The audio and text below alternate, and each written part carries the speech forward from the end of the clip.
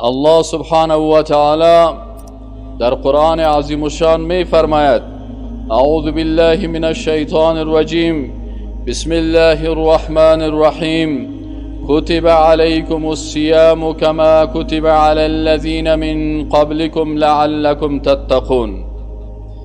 برادرای محترم، الله سبحانه و تعالی ماه مبارک رمضان و روزه ماه مبارک رمضان بالای ما مسلمان ها فرض کرده و علت فرضیت از چی است که مسلمان ها تقوا حاصل بکنن و این تقوا وقتی حاصل میشه که انسان مسلمان روزه ماه مبارک رمضان به شکل کامل بگیره.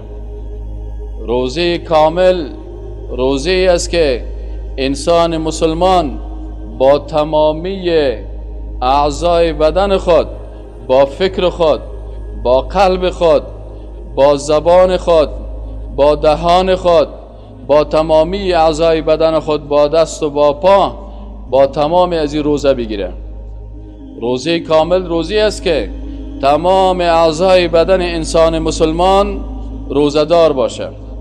در صورتی که انسان مسلمان تمام اعضای بدن از این روزدار نباشه و تنها خوراک نوشیدنی ها را ترک بکنه، الله سبحانه و تعالی هیچ ضرورت و حاجت به این نداره که یک انسان خوراک و نوشیدنی خود ترک بکنه.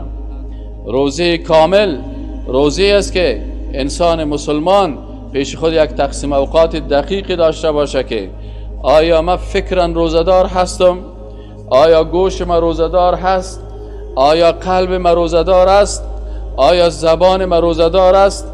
آیا دست من روزدار است؟ و آیا پای من روزدار است؟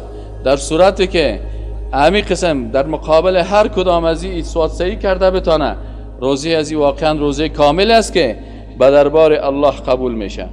اما اگر روزه از این یکی از این هم چلیپا آمد و در مقابل از اون نتانست خودش جواب بگویه که من اینی قسمت مشکل دارم، باز بفهمه که این روزه کامل نگرفته است و روزه قبول میشه که واقعا روزه کامل باشه.